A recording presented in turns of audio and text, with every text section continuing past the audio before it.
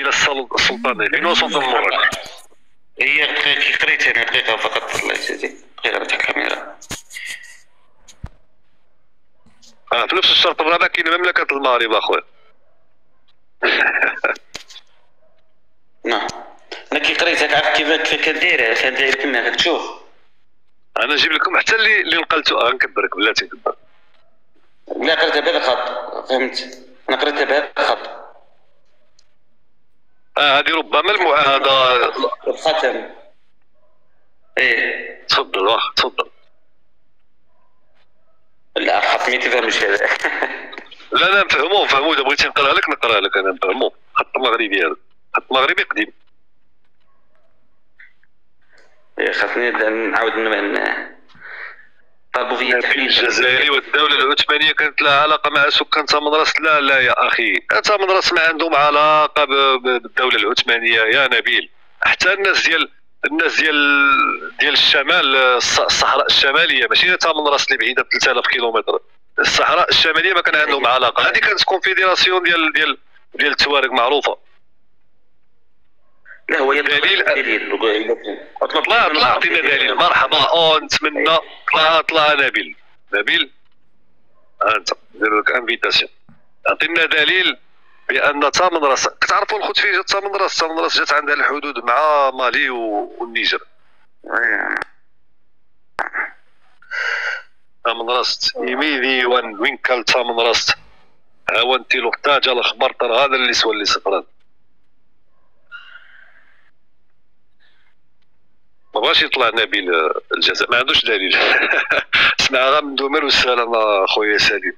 سمعها من دومر انا دومر هذاك الشيء اللي قال. شوف دومر انا سمعت واش قال. قال لك بان جبنا دليل. انا اللي يجيب دليل على اساس ان العثمانيين. انا نعطيكم خريطه ديال العثمانيين بلاتي. نعطيكم خريطه ديال العثمانيين واضحه. هاي الخريطه ديال الدوله العثمانيه. درك نكبرك اسالي ملي تفتح الكاميرا نكبرك. الخريطه ديال العثمانيين والسنوات ديالهم. هذه ما مغربيه ما والو. هذه موجوده في الانترنت فتشوا عليها. هي كيقول لك فوقاش توسعات من 1300 ل 1359. هذه المناطق اللي يعني بالبني الغامق. الغامق باش العربيه الخوت ماشي الغامق بالدارجه. الغامق 1359 1450 الى اخره. المهم عندنا الجيري هنا 1512 1520. ها هي الجير. هاي شوف غير الشمال فقط. يعني اللي رسمت معنا فرنسا حدا هنا وماشي ما وصلش كلها. ماشي حتى اللي رسمت معنا فرنسا كلها. فرنسا رسمت معنا حدا هنا في ديك ترسيم الحدود. إذا تامنراس أين كانت من الدولة العثمانية؟ لم يثبت أبدا في التاريخ بأن الدولة العثمانية تخطت الصحراء. لم يثبت. دخلت حتى في الصحراء. والدليل سهل. الدليل باش تعرفوا الدليل هو أن أساسا ما تلقاش مثلا واحد المسجد ولا شي حاجة. الصوت راح. الخوت عندي الصوت مسموع شمال. مسموع شكرا. ربما يوري لي ما عندكش. غارك بو الصوت ايوب. يوري غارك بو الصوت. شكرا 5/5 صوت مزيان. شكرا الخوت. سامي قال لي تخدع الناس المغفلين. علاش اخويا طلع تناقش معايا فين حنا كنتناقشوا بهدوء عادي ما عندنا حتى شي مشاكل. كنستدلوا بشي حاجه كنقولوها منين جبناها. اين هو المشكل؟ تدليس سامي. شكون اللي دلس؟ انا كنت ادلس. اللي كيقول عليا كندلس انا يطلع مرحبا به. من يدل؟ نبيل نعاود لك لانفيتاسيون. طلع عطينا الدليل. سميت هذاك اللي قلنا مدلس بلاتي. انا بيطلع معنا. شكون اللي سميت؟ سامي. انا نطلع لك سامي. قلنا التدليس فينا هو وصلت عليك. انا ما كنقطع ما والو. الناس ما كنقطع الميكروفون وكنصنت. سامي يا سامي. واش عندي القسط مغلوق الخوت؟ بلاتي نشوف واش كنظن عندي القسط مغلوق. بلاتي فتحوا القسط. كنظن القسط عندي مغلق. انا فتحت القسط الخوت. يلا السيد هرب نبيل طبيب. ولا طلعنا للسطح نشوفوا واش كاين لتحت.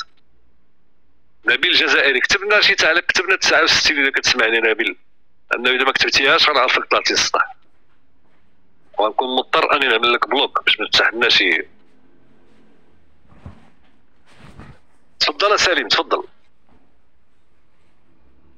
عندي واحد الاستغراب، يعني لما طلبوا منكم بعض الجزائريين ان تثبتوا اسم المغرب قبل 1912 علاش ما عطيتولهمش معاهده لاله مغنم؟ اخويا عطينا، ما خلينا، ما عطينا هذه مثلا، ها هي عطينا مثلا هذه، انا عطيتها دائما. شوف الفيديوهات ديالي القدام كنقول لهم ها هي مكتوبه المغرب، ايالة المغرب، ها هي 1845، ها هي من غاليكا موجوده.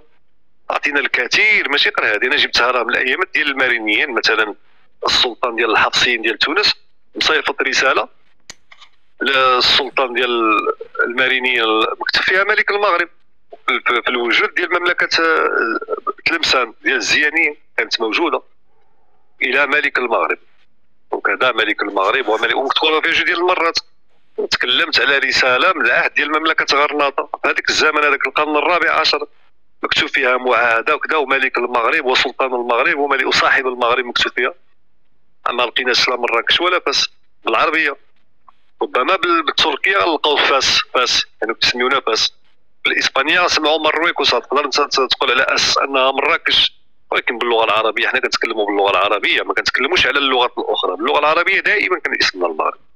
واستدل لينا بهذا الشيء هذا اخويا سالم. هادشي انا طلبت مناظره مع دومير وعمره ما بغى يجاوبني.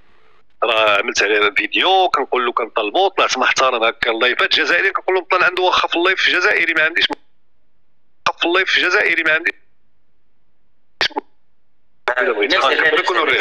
نفسها هي حتى هذاك الجزائري نشروها. نقرا لك هذه فقط كبر لي. حتى هذاك اللي عندك انت ها هي، باش تعرفوا السلام انا عندي كلهم، ها هي اللي عندك هي ولا ماشي؟ لا معليش نقرا لك هذه عندي جميع لي فيرسيون اخويا باش تعرف انا باحث ديال بصح ماشي غتخربق، انا نكبرك يا. نعم. هاي في الشرط الاول هي تقرا، ها وين اقرا معايا الشرط الاول. علاش ما عندكش الخاصيه ديال التكبير اخويا؟ مشات لي هي صافي تفضل. نعم. هاون اتفق الوكيلان على ابقاء الحدود بين ايالتي المغرب والجزائر كما كانت سابقا بين الملوك الترك. تقرا بالشمال المغرب السابقين تماما، بحيث لا يتعدى احد الحدود الاخر. يعني واحد ما يتعدى حدود الاخر تقول لي من المنتصر في الحرب، تراك تقول لي انه المنتصر. لا ماشي، لا اخي سليم انا تكلمنا على الصحراء، الحدود ديال الصحراء. تتكلمت انت سالتيني على بشار وتندوف علاش ما رسمهمش المغرب مع فرنسا، قلت لك راه كانت مازال ما وصلتش. وثاني حاجه لا فرنسا ما فرضت علينا ان لا نرسم في الصحراء، يعني الحدود كامله. ما تقوليش تقسم نصف ونص، هذه اتفاقيه حدود كامله ما بين فرنسا والمغرب. يعني يمكن هذا الكلام ماهوش مخصص فقط على نص الحدود ونص الحدود، لا هذا بالمطلق. يقول وين يقول بحيث لا يتعدد احد حدود الاخر بناء حدود في المستقبل ولا تتميز بالحجاره بل تبقى كما كانت قبل استيلاء الفرنسيس على الجزائر، على مملكه الجزائر. عاود هذيك الجمله الاخريه باش نفهموها مزيان. تبقى كما كانت، تبقى بل تبقى. اطلع لفوق السطر اللي فوق منها نعاودوا من كاع الشطر الاول نقراو. قال لك اتفق الوكيلان على انه ابقاء حدود بين ايالتي المغرب والجزائر كما كانت سابقا بين الملوك الترك وملوك الغرب السابقين المغرب عفوا، بحيث لا يتعدى احد الحدود الاخر ولا يحدث بنا في حدود في المستقبل. هذه ما قريتهاش. ولا تتميز بالحجاره بل تبقى كما كانت قبل استيلاء الفرنسيس على مملكه الجزائر. اش من بند هذا؟ الشرط الاول هذا. الشرط الاول انا نمشي لك للشرط الاول. احنا غنمشيو للشرط الاول. لا فهمتك انا عادي. شو بغيت نجبد لك ديك لا فيرسيون هذيك راه خرجوها هذيك الجزائريين في الفيسبوك. انا مشيت جبت الاصلي، ماشي الاصليه حتى، مشيت جبت الفيرسيون اللي مزيانه. بغيتي نوريك حتى هذيك، هذيك اللي عندك انت كتكلم بها، هي بغيتي نوري لك حتى ديك الصفحه. هاني بلاتي نرجع لك ديك الصفحه ها هي عندك مصوره، وكما عملوها الجزائريين تما سلطان مراكش وفاس وسوس والاقصى ونائب سلطان الفرنسيس الى اخره. ما علينا، غنمشيو لديك الشرط الاول.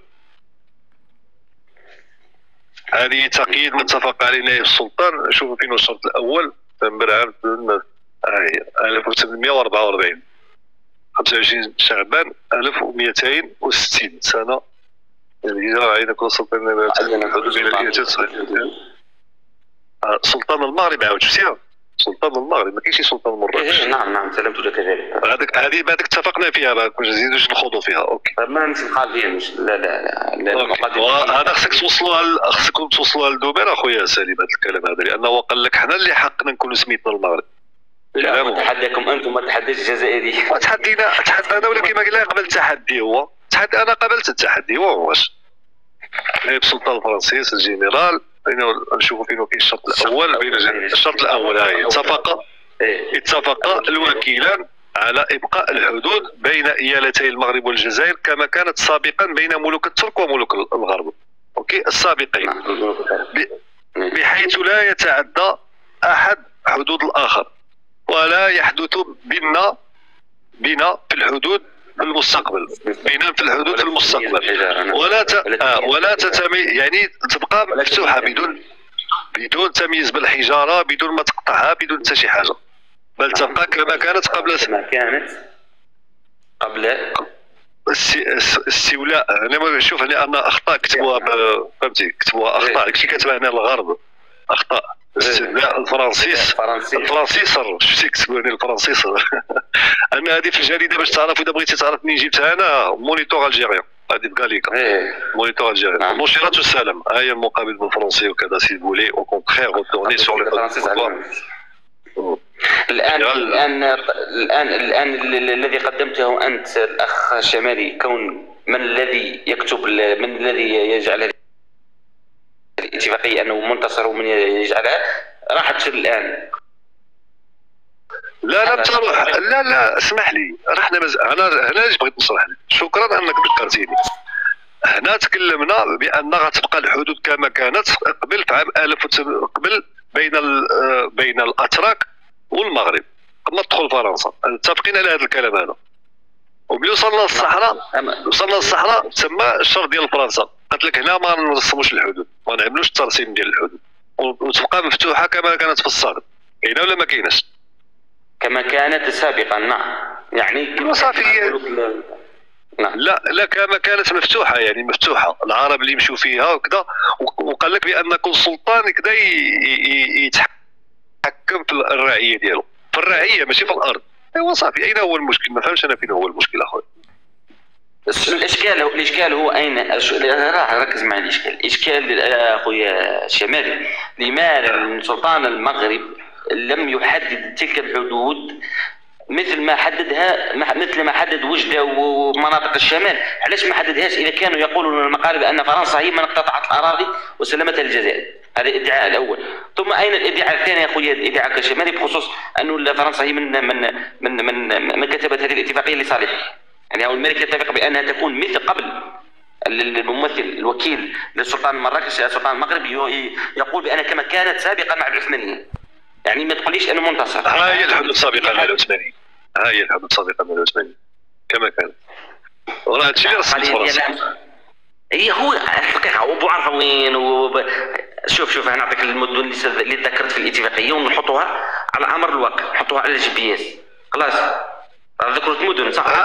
شوف انا جبت لك واحد الخريطه انا اصلا جاوبتك عليها. انا ما عرفتش علاش رجعتينا هذه النقطه هذه صراحه. خريطه ما تعودش ماشي. لا هذه خريطه انا قلت لك الاسم ديالها وقلت لك ها هي حوس عليها، قلت لك الوقت، قلت لك بغيتي تفتش عليها، قلت لي استمر صافي.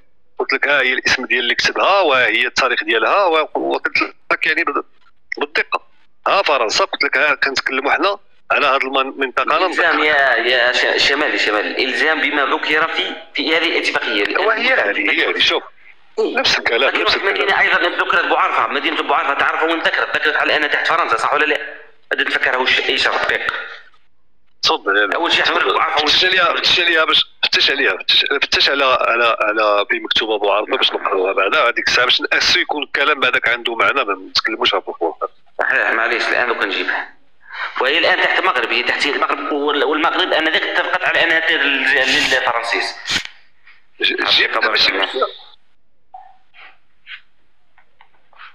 معليش دقيقة فقط. ولا الأخ شمالي، الإلزام يكون بما وقع عليه الملك أو الوكيل الملك، يعني بما تعهد عليه الملك المغرب مع الملك الفرنسيس.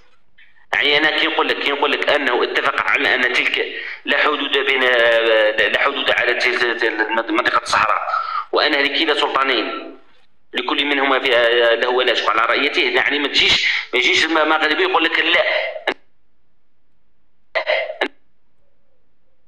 انها كانت ارض مغربيه، يعني ارض سياده مغربيه، والمغرب وفرنسا جات وقطعت. يعني الادعاء ذاك باطل، وانا جايك في لا. ولكن واخا شوف، جبنا بعدك هذا الكلام باش نأسسوا ديك الساعه نجاوبك على هذا الشيء هذا، باش ما نبقاوش. لا معليش انا نسمع فيك انا. حنا قلنا لك، انا وريت لك الخريطه وقلت لك بان اساسا حنا كنتكلموا في عام 1844 راه مازال غير الشمال فقط، مازال ما كاينش ديك الصحراء تيندو وبالشر اللي الفوق، راه مازال ما دخلت ابتداء من عام 1900. راه حنا مازال كنتكلموا على الشمال. هذا هو اللي قلت لك منذ البدايه. يعني انت رجعتي نفس الكلام وما فهمتش. انا ما فهمتش علاش صراحه، ما فهمتش علاش. المهم ما كفهم الاستشكال لا انا فهمت الاستشكال، انت اللي ما فهمتينيش الجواب. ربما ما فهمتينيش الجواب ديالي.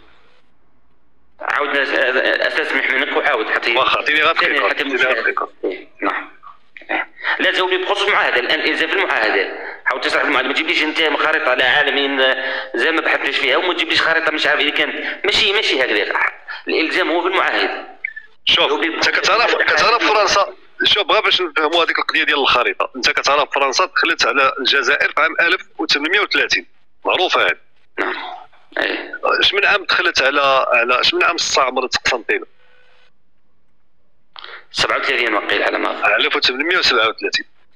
اذا باش نعرفوا مثلا اذا كاينه معاهده في 1830 ما غتكونش كتضم حتى قسنطينه داخل فرنسا.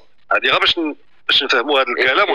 انا كنتكلم تقول ان فرنسا انتهكت ولا ماذا؟ لا انا ما كنقولش باللي قسنطينه ما كانش تبعا ايانت الجزائر قبل منها. انا لا اقول هذا الكلام. انا عطيت لك معلومه، قلت لك يعني ملي غنتكلموا خصنا ضروري المعاهده نحطوها في السياق التاريخي ونعرفوا شنو المنطقه كنتكلموا عليها. يعني حنا ملي كنتكلموا على مثلا على ملي كنتكلموا على المعاهده ديال 1844 كما وريت لك انا هنا 1840 و 1800. شوف من 1830 ل 1848 كانوا فقط هذه المناطق هذه اللي دخلتهم فرنسا. هذه المنطقه هذه لا، وهذه لا، وهذه اللي مشرفه هنا لا.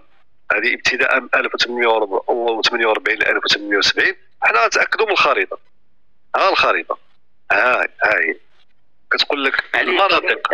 ما احنا ابتعدت اخويا دقيقه نوضح لك شمالي دقيقه. انا نقول لك في 44 وانا الزمك في 44 الذي عهد عليه الملك المغرب. شو اسمح لي درت خطا بعدك. درت خطا.